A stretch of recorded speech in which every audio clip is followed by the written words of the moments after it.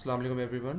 अच्छा, आज की वीडियो में हम एक और एग्जांपल करेंगे इन्वर्स काइनेमेटिक्स की, और वही मेथड जो हमने पहले अप्लाई किया था इन्वर्स पोजीशन यानी कि ज्योमेट्रिक अप्रोच, तो वही इस्तेमाल करेंगे। तो जो ये सवाल है इसको ट्राई करते हैं। तो example number 3, find the inverse kinematic equations of cylindrical manipulator. तो ऑब्वियसली बात है कि ज्योमेट्रिक अप्रोच में आप जो है मुख्तलिफ व्यूज़ के थ्रू ज्योमेट्री सॉल्व करते हैं सिस्टम की। तो यहाँ पे हम स्टार्ट इस सिस्टम का करते हैं टॉप व्यू से। तो टॉप व्यू बनाते हैं, और हमेशा आपने याद रखना है कि जब भी कोई आप व्यू बनाएंगे तो आपने खुद कुछ ना कुछ एंगल देना है उसको। आपने ज़ीरो नहीं रखना, 90 भी ना रखें और 180 भी ना रखें, कुछ ना कुछ बीच का एक्यूट एंगल आप दे दें उसको। तो ये पहले तो उसको जो ना वो डिफाइन कर देते हैं एक्सिस, जो कि आपको पता ही है कि आपको जीरो कोऑर्डिनेट फ्रेम यहाँ आ गया, देन यू हैव 1 2 और फिर 3 जो कोऑर्डिनेट फ्रेम है वो आपका एंड इफेक्टर के ऊपर आ गया। तो ये तो आपको डीएच कन्वेंशन के थ्रू या और इसके अलावा जो राइट हैंड रूल है उसके थ्रू आपको ये सब आता है करना। तो ये आपको करना ज़रूरी है। बाज़ औक़ात आपको ये करा हुआ मिल जाएगा, बाज़ औक़ात आपको करना पड़ेगा। तो वो कॉन्सेप्ट सारे आपको पता है। अच्छा, अब टॉप व्यू बनाते हैं हम। तो ये अगर आप टॉप से सिस्टम को देखेंगे तो आपको कुछ इस तरह से नज़र आएगा। और तो ये जो रोटेट हो गई, तो इसका मतलब ये है कि जो पहली मोटर है वो आपकी वो बाय एन एंगल दिस जो है वो जो ये θ1 है वो रोटेट हो गई है। तो हमने ये θ1 ज़रूर दिखाना है, क्योंकि अगर हम इसको बिल्कुल स्ट्रेट शो कर देंगे तो फिर तो थीटा इज़ ज़ीरो बेसिकली। तो आपको इसमें से वेरिएबल की फॉर्म में इक्वेशन नहीं निकाल पाएंगे, तो आपने कोई ना कोई वेरिएबल की टर्म में उसको लिखना है। अच्छा, नेक्स्ट जो है हम इसमें और मार्क करते हैं। तो अगर हम टॉप व्यू देखेंगे सिस्टम का तो आपको जो एक्सिस नज़र आएंगे वो यहाँ पे आप लिख दे, तो ऑब्वियस सी बात है कि आपको जेड नॉट जो है वो नज़र नहीं आएगा, वो it will be coming towards you. X naught is going towards the right hand side और Y naught is going upward. तो ये आपने दो एक्सिस दिखा दिए हैं।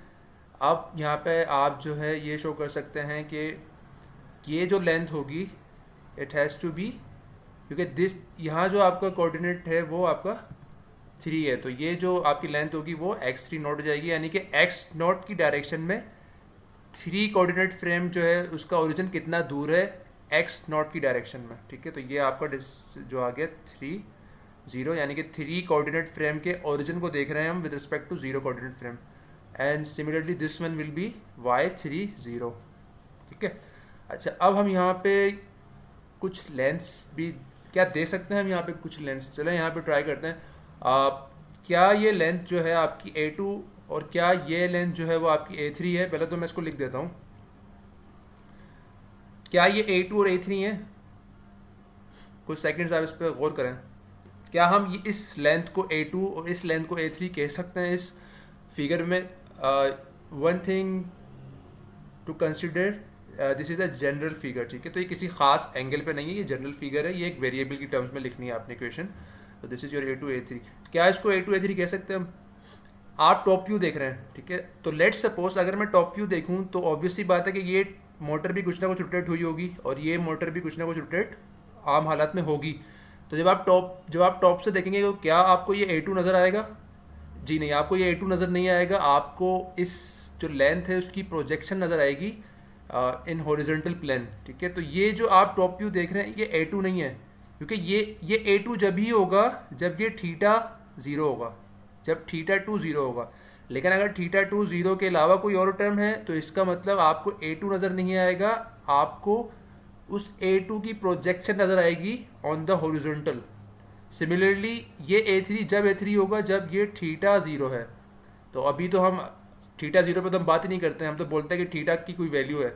तो ये A3 जब भी A3 होगा जब θ0 होगा। तो अभी तो θ0 नहीं है, तो कोई भी θ अगर होगा तो ये जो लेंथ होगी ये A3 से कम नज़र आएगी आपको, क्योंकि वो प्रोजेक्शन है, उसमें वो साइन कंपोनेंट या कोसाइन कंपोनेंट बन सकता है आपका।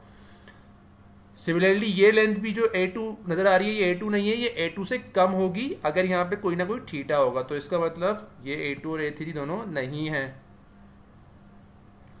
अच्छा, अब पहला काम हमारा इन्वर्स काइनेमेटिक्स में क्या होता है कि हम करना क्या है, हमने obviously you need to write θ1 in terms of this thing, lengths वगैरह जो भी आ सकती हैं आपके पास। और similarly we need to write θ2 in terms of coordinate x y z and the lengths of the links. और सिमिलरली हमें θ3 भी हमने लिखना है। तो यहाँ से हम θ2 θ3 तो शो ही नहीं कर सकते, क्योंकि वो तो हम तो टॉप से देख रहे हैं। तो सिर्फ θ1 की ही इक्वेशन इस जो आपका टॉप व्यू है उससे निकल सकती है। और इसमें बड़ा आसान है, क्योंकि आप टेंजेंट जो आर्क टेंजेंट है उसमें से आराम से आप θ1 निकाल सकते हैं कि आप A10 to तो वाई नॉट और आपको जो एक्स थ्री नॉट है वो आराम से आप उसको इस्तेमाल करते हुए आपको थीटा वन की वैल्यू मिल जाएगी। ऑब्वियस सी बात है कि ये जो दोनों आपके पास टर्म्स हैं ये आपको पता है, क्योंकि हम इन्वर्स काइनेमेटिक्स की बात कर रहे होते हैं और इन्वर्स काइनेमेटिक्स में आपको अपने एंड इफेक्टर की पोजीशन पता होती है। तो ये एक इक्वेशन तो आ गई। Now for the second equation, अब सेकंड इक्वेशन में हमें थीटा टू और थीटा थ्री निकालना है। तो थीटा टू उस फिगर में नज़र आना चाहिए। तो इसका मतलब ये हुआ कि अगर आपको थीटा टू दिखाना है फिगर में तो आपको साइड व्यू देखना पड़ेगा, उसके बगैर तो नज़र नहीं आएगा थीटा टू थीटा थ्री। ठीक है, तो नेक्स्ट जो हम चलते हैं फिगर बनाते हैं तो हम, अच्छा यहाँ पे एक और बात कि ये लेंथ जो है जो आपको प्रोजेक्शन नज़र आ रही है, इस आर्म की जो प्रोजेक्शन आपको हॉरिजॉन्टल पर नज़र आ रही होगी और उसको हम R1 कह रहे हैं। तो ये जो लेंथ है ये आपके पास टोटल R1 है। ये बाद में काम आएगी, सिर्फ यहाँ पे दिखाया हुआ है, ये आपको आगे स्टेप में ज़रूरत पड़ेगी इस चीज़ की। अच्छा, अब जो है अब साइड व्यू बनाते हैं। तो जैसे मैंने कहा कि अब आपको थीटा टू और थीटा थ्री निकालने हैं, तो आपको वो व्यू बनाना पड़ेगा जिसमें थीटा टू और थीटा थ्री दोनों नज़र आए। तो अगर मैं यहाँ पे आपको साइड व्यू बना के दिखाता हूँ तो ये this is your side view. अब अगेन ये मोटर भी रोटेट हुई हुई है कुछ ना कुछ, ये मोटर जो है वो भी रोटेट हुई हुई है, तो this is angle theta two, और ये मोटर भी कुछ ना कुछ रोटेट हुई हुई है, तो ये वाला जो एंगल होगा आपका वो थीटा थ्री कहलाएगा। तो हम यहाँ पे भी तमाम एंगल शो करेंगे। सबसे पहले हम यहाँ पे एक्सिस देते हैं। तो यहाँ अभी मैं सिर्फ जेड नोट दे रहा हूँ, क्योंकि जेड नोट तो हमेशा ऐसे ही रहेगा। आप चाहे वो मोटर घूमे ना घूमे, जेड नोट ने यही रहना है, तो वो तो चेंज नहीं होगा। उसके बाद हम यहाँ पे जो है वो थीटास, चलें ये पहले शो कर देते हैं कि जो ये आपकी हाइट है, ऑब्वियसली बात है जेड की बात हो रही है। ठीक है, तो ये आपका हो गया जेड थ्री जीरो। थ्री क्यों हो रहा है, क्योंकि यहाँ जो आपका एंड इफेक्टर है वो थर्ड कोऑर्डिनेट फ्रेम है। तो हम थर्ड कोऑर्डिनेट फ्रेम का ओरिजिन जो है उसको देख रहे हैं in Z axis of the base frame. तो ये आपका जेड थ्री नॉट हो गया। अब हम यहाँ पे जो है एंगल्स लेंस दे दें, हमने A1 दे दिया, A2 दे दिया, A3 दे दिया। ऑब्वियसली बात है यहाँ आप तमाम लेंस जो हैं वो आपको शो हो रही होंगी। ठीक है, यहाँ पे एक मैं भी थोड़ा इसको और आपको जो है वो एक्सप्लेन करूँगा कि ये A2 A3 अगर हैं तो क्यों हैं, ये भी मैं आपको अगले उसमें जो है स्टेप में कुछ एक्सप्लेन करूँगा। जब सबसे पहले हम ये करते हैं कि थीटा सारे डिफाइन कर देते हैं। तो theta one you know this thing, theta two जो है वो ये आ गया। अच्छा, अब कर सॉल्व क्या करना है हमें है ना कोई ट्रायंगल बनाना पड़ेगा। वजह क्या है कि हमने थीटा वन निकालना है, हमने थीटा वन की इक्वेशन लिखनी है इन terms of A1 A2 A3 Z not three. Similarly हमने थीटा टू की इक्वेशन लिखनी है इन terms of A3 A2 A1, जो भी उसमें आ सकता हो, डजेंट मैटर के तमाम ही टर्म्स आपकी आ रही हो, कुछ भी टर्म आ सकती हो जेड नॉट थ्री जो भी है। तो हमने ये दोनों जो एंगल्स हैं इनकी इक्वेशंस निकालनी है।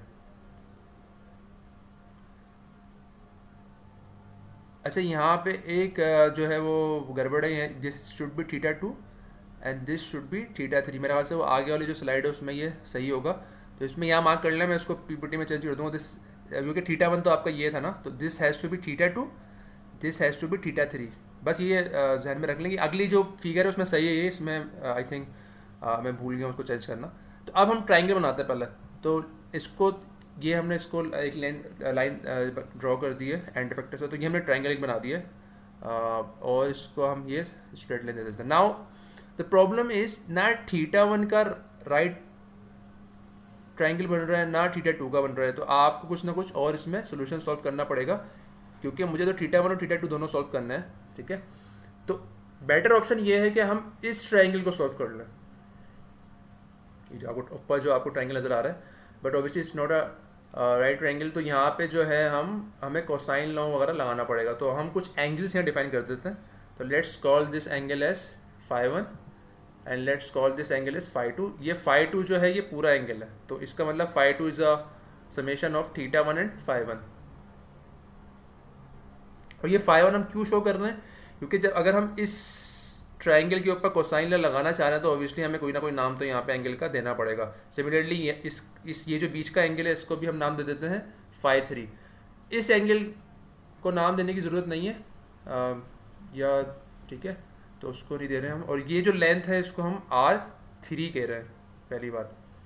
और जो ये लेंथ है ये R2। अच्छा, अब आपको याद हो कि लास्ट जो एक फिगर थी उसमें हम एक R1 हमने पहले से डिफाइन किया हुआ है।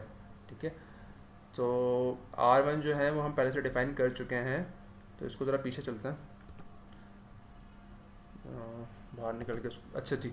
तो ये R1 हम यहाँ डिफाइन कर चुके हैं। इसका R1 था क्या, अगर आप टॉप व्यू से देखेंगे तो जो इस आर्म का जो प्रोजेक्शन था from the top view on the horizontal plane, क्योंकि हम तो सिर्फ उसका जो प्रोजेक्शन नज़र आ रही होगी, हमें टोटल लेंथ नज़र नहीं आएगी, तो वो R1 था। तो अगर मैं इसी R1 को आपके साइड व्यू से देखूंगा तो this has to be your R1, क्योंकि ये भी हॉरिजॉन्टल प्रोजेक्शन है, ठीक है। तो आप अगर टॉप से देखेंगे तो आपको ये R1 ऊपर से नज़र आएगा, जो कि प्रोजेक्शन ही है उसी आर्म का। तो ये अगर आप साइड व्यू में देखेंगे तो this will be your R1, और अगर आप टॉप व्यू में देखेंगे तो this will be your R1। अगर इसको आप गौर से देखेंगे तो आपको ये समझ आना चाहिए। तो ये हो गया। अच्छा, मैं अब यहाँ पे जो है वो इसको अपडेट कर देता हूँ ताकि आपको कन्फ्यूजन ना हो। तो मैं यहाँ पे इसको θ2, इसको θ3 जो हमारी, इसको मैं चेंज कर देता हूँ, ठीक है। तो ये सही हो गया।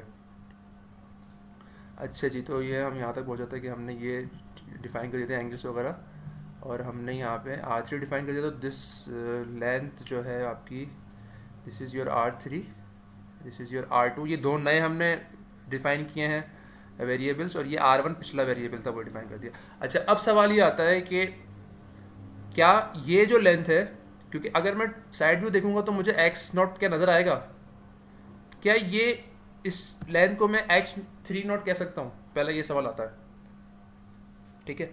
अच्छा, अब एक बात का ख्याल रखना है आपने, अगर आप इसको, क्योंकि x तो ये रहा ना, x तो अगर z ऊपर है तो x यहाँ आ सकता है। अगर आप इसको मार्क कर रहे हैं, इस लेंथ को आप x30 कह रहे हैं, तो ये फिर A2 और A3 नहीं हो सकता।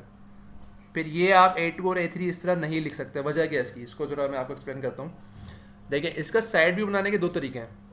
एक तरीका तो ये है कि आप जो है वो इस जो आपका बेस फ्रेम है इसके साथ आप फिक्स खड़े हुए हैं, तो इसका मतलब जितनी भी मोटर रोटेट करेगी आप रोटेट नहीं करेंगे, क्योंकि आप तो इस जो आपका वर्ल्ड फ्रेम है उसके साथ आप फिक्स हैं, और वर्ल्ड फ्रेम जो है वो मूव नहीं करता, वो रोटेट नहीं करता। तो इसका मतलब ये हुआ कि अगर आप इस बेस फ्रेम के साथ फिक्स हैं और मोटर रोटेट करती है, तो आपको x0 तो नज़र आएगा, लेकिन आपको A2 और A3 नज़र नहीं आएंगे, उनका प्रोजेक्शन नज़र आएगी। आपको डायरेक्ट A2 A3 नज़र नहीं, क्योंकि वो तो रोटेट कर गया होगा। अगर ये मोटर रोटेट होगी तो ये A2 और A3 भी रोटेट कर जाएंगे, तो वो आपको टोटल लेंथ नज़र नहीं आएगी, आपको प्रोजेक्शन नज़र आ रही होगी। तो इसका मतलब ये हुआ कि अगर आप इस कोऑर्डिनेट फ्रेम के साथ फिक्स्ड हैं, फिर तो आप ये x03 यहाँ शो कर सकते हैं, लेकिन फिर आप यहाँ A2 और A3 शो नहीं कर सकते, क्योंकि वो A2 A3 होगा ही नहीं। सेकंड ऑप्शन ये है कि आप इस मोटर के साथ खुद भी रोटेट हो रहे हैं, ठीक है। तो यानी कि अगर ये मोटर रोटेट कर रही है, आप भी रोटेट हो रहे हैं, ये मोटर रोटेट कर रही है, ये लिंक भी रोटेट कर रहा है, ये लिंक भी रोटेट कर रहा है विद दिस मोटर। इन दोनों की बात नहीं हो रही, फर्स्ट मोटर की बात हो रही है। तो बेसिकली आपके सामने हमेशा A2 और A3 नजर आएंगे आपको, क्योंकि आप इस लेंथ के साथ ही रोटेट हो रहा है। जिस तरह ये लिंक जो है रोटेट कर रहा है, आप भी रोटेट हो रहे हैं। तो इस सूरत में आपको A2 और A3 नजर आएगा, लेकिन फिर आपको x0 नजर नहीं आएगा, क्योंकि आप तो x0 के सामने खड़े ही नहीं होंगे, आप तो रोटेट कर गए होंगे। तो इसमें दो ऑप्शन होता है, होपफुली आपको बात समझ आई होगी। तो या तो आप यहाँ x3 शो कर सकते हैं। अगर आप x3 शो करेंगे तो आपको A2 A3 नजर नहीं आएगा, क्योंकि वो तो टर्न कर गया है ना, ठीक है, वो तो रोटेट कर गया है, और वो आपको टोटल लेंथ नजर नहीं आ रही होगी A2 A3 की। सिमिलरली अगर आप यहाँ पे A2 A3 लिखना चाह रहे हैं, तो फिर आप ये x30 भी लिख सकते हैं, क्योंकि उस कंडीशन में आप इस मोटर के साथ रोटेट हो रहे हैं और आपको A2 A3 तो नज़र आ रहा है, लेकिन फिर x0 तो आपको नज़र नहीं आएगा, क्योंकि x0 आपके पैरेलल नहीं होगा, ठीक है। तो अब देखना ये है कि आपके लिए इंपॉर्टेंट क्या है। x30 का हमें कोई काम फिलहाल नहीं है, क्योंकि x30 को हम इस्तेमाल कर चुके हैं। हमारा जो अभी काम है वो ये है कि हमने इस ट्रायंगल को सॉल्व करना है। तो इसका मतलब जो सेकेंड ऑप्शन है, जिसमें मैं इस मोटर के साथ रोटेट कर रहा हूँ, वो ज़्यादा बेहतर है हमारे लिए इस केस के अंदर। तो हम क्या अज्यूम कर रहे हैं कि हम इस मोटर के साथ रोटेट कर रहे हैं, तो हमेशा मुझे ये जो ट्रायंगल है ये अपने सामने नज़र आएगा, और ये हमेशा मुझे A2 A3 नज़र आएगा, लेकिन फिर मुझे ये x30 नज़र नहीं आएगा। तो इसलिए हमने इसको काट दिया। होपफुली आपको बात समझ आई होगी। अगर कुछ अभी भी इसमें कन्फ्यूजन है तो इंशाल्लाह हम जो इसको क्लास में देख लेंगे। अच्छा, अब ये तमाम जो हमने जो हमारे पास वेरिएबल्स थे, कॉन्स्टेंट, सब शो कर दिए हैं। अब हमने सॉल्व करना है इसको। अच्छा जी, तो इसको सॉल्व करते हैं। सबसे पहले क्या करते हैं, हम थीटा 2, ऑब्वियसली हमें दो इक्वेशन चाहिए, थीटा 2 की इक्वेशन और थीटा 3 की इक्वेशन। तो हम पहले थीटा 2 की इक्वेशन सॉल्व करते हैं। तो theta 2 is nothing but five two minus five one, तो ये फर्स्ट इक्वेशन आपकी आ गई five two minus five one. अगर हम फाइव वन और फाइव टू निकाल लेते हैं तो ऑब्वियसली आपको थीटा टू पता चल जाएगा। अच्छा, अब पहले हम बात करते हैं फाइव टू की बात कर लेते हैं। तो फाइव टू तो इज़ वेरी इजी, क्योंकि फाइव टू जो है वो ये राइट जो ट्राइंगल है वो आपका ये बन रहा है, तो फाइव टू निकालना इज़ वेरी इजी। तो फाइव टू के तो आप टेंजेंट से आप उसको सॉल्व कर सकते हैं। Simple a tangent or tangent लगा लें आप, तो this is R two this R one, आपका आराम से जो है वो फाइव टू की वैल्यू निकल आएगी। तो फाइव टू तो आपका आ गया। अब आपने फाइव वन निकालना है। फाइव वन के लिए ओबियसली आपको कहीं ना कहीं शायद कोसाइन लॉ लगाना पड़ेगा, लेकिन उससे पहले आपने आर टू और आर वन को चेक करना है, ठीक है, क्योंकि फाइव टू जब तक नहीं निकलेगा जब तक आप आर टू और आर वन नहीं निकालेंगे। तो आर टू को देख लेते हैं। R two is very easy. This is R two, this is Z three naught, this is A one. तो क्या इन तीनों को कंबाइन करके मैं आर टू निकाल सकता हूँ? बिल्कुल निकाल सकता हूँ, क्योंकि ए वन जो है वो लेंथ ऑफ द लिंक है, मुझे पता है। जेड जो है वो जेड कंपोनेंट है एंड फैक्टर का, मुझे पता है। तो इसका मतलब R two is very easy to find and which is Z three naught minus A one. तो ये तो बड़ा आराम से आ गया। तो आर टू हमने निकाल लिया। Now we need to find R one, सही है। अच्छा, आर वन के लिए हम अब वापस जो है वो पिछली जो हमने जहाँ आर वन पहले शो किया था उस वहीं चलते हैं, ताकि हम आसानी से निकाल सकें उसको। तो ये वाली इक्वेशन में हमने आर वन शो किया था। तो क्या यहाँ से हम आर वन निकाल सकते हैं? क्या है यहाँ पे आर वन? तो बेसिकली आर वन जो आपका है is nothing but why three note square plus x three note square, ठीक है। तो उसको अंडर रूट ले लेंगे तो हमारे पास आर वन की वैल्यू आ जाएगी। तो यहाँ पे सिंपली हम पाइथागोरस थ्योरम निकाल के जो है वो आर वन की वैल्यू निकाल सकते हैं। तो यही काम हमने आगे किया हुआ है। वापस उसी हम ग्राफ में चलते हैं जी। तो हम यहाँ तक पहुँचे थे कि हमने ये निकाल लिया, उसके बाद हमने आर वन भी आराम से निकाल लिया। तो अब आर टू की वैल्यू हो गई, आर वन की वैल्यू हो गई, ठीक है। तो इसका मतलब हमें फाइव टू पता चल गया है। तो फाइव टू तो आ गया हमारे पास। अब हमें फाइव वन निकालना है, ठीक है। तो उसके बाद फाइव वन निकालने का तो थीटा टू की वैल्यू आ जाएगी आपके पास। Now the five four five one we have to solve this triangle. To solve this triangle we need to apply the cosine law. अब कोसाइन लॉ आप सबको लगाना आता है, बड़े आराम से आप गूगल पर सर्च कर सकते हैं। मुझे 100% श्योर है कि आता होगा आप लोगों को। तो वो मैं इसमें इतना नहीं घुसूंगा कि किस तरह निकालना, लेकिन अगर आपने, मैं इतना समझा देता हूँ कि अगर आपने फाइव वन निकालना है, ऑब्वियसली हम फाइव वन में इंटरेस्टेड है, we need to find five one. तो जो एंगल होता है, जिस एंगल की बात कर रहे होते हैं उसके आगे वाली लेंथ निकाल रहे होते हैं बेसिकली, सामने वाली। तो जो फाइव वन के सामने जो आपकी लेंथ है वो आपकी ए थ्री है। तो ये जो फाइव वन एंगल है ये ए थ्री के सामने बन रहा है।